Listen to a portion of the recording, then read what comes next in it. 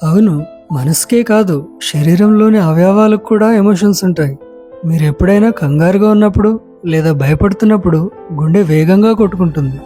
మీరు బాధలో ఉన్నప్పుడు భోజనం చేయాలని అనిపించదు, ఎందుకంటే మీ జీర్ణాశయం ఆ బాధను ఫీల్ అవుతుంది కాబట్టి. మీరు ఎండలో ఎక్కువసేపు తిరుగుతున్నప్పుడు మీ బాడీకి చెమట పడుతుంది, అంటే దాని అర్థం ఎండ శరీరాన్ని ఇబ్బంది పెడుతోంది, అక్కడి నుంచి వెళ్ళిపోమని.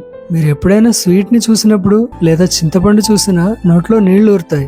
ఆ రుచిని ఆస్వాదించాలని మీకు ఇచ్చే సంకేతం అది. మీరు సంతోషంగా ఉన్నప్పుడు ఏ పని చేసినా అలుపు రాదు, ఎందుకంటే శరీరంలోని అన్ని భాగాలు సహకరిస్తాయి కాబట్టి. బాధలో ఉన్నప్పుడు ఏ పని చేయబుద్ధి కాదు, ఎందుకంటే మీ బాడీ అందుకు సహకరించదు. మనకు ఇష్టమైన వాళ్ళని దూరమైనప్పుడు లేదా కోల్పోయినప్పుడు మన మనసు కంటే ముందుగా కళ్ళు ఆ బాధను ఫీల్ అవుతాయి. మనసు బాధపడేలోపే కళ్ళల్లో నీళ్లు వస్తాయి. మీరు మంచి పాటలు వింటున్నప్పుడు లేదా మీకు ఇష్టమైన వాళ్ళతో ఫోన్లో మాట్లాడుతున్నప్పుడు ఇంకా వినాలనిపిస్తుంది, ఎందుకంటే ఆ వాయిస్ ని మీ చెవులు ఇష్టపడుతున్నాయి కాబట్టి. అలాగే బాడీలోని ప్రతి భాగానికి ఎమోషన్ ఉంటుంది, మనం గుర్తించి దానికి రెస్పెక్ట్ ఇవ్వాలంతే.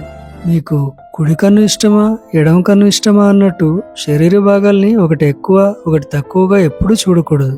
దేని ప్రాముఖ్యత దాని సమయం వచ్చినప్పుడు తెలుస్తుంది. సర్వేంద్రియాలు బాగున్నప్పుడే ఆరోగ్యంగా ఉన్నట్టు. మీ ఆరోగ్యం బాగా చూసుకుంటారని ఆశిస్తూ థ్యాంక్స్ ఫర్ వాచింగ్. నమస్తే.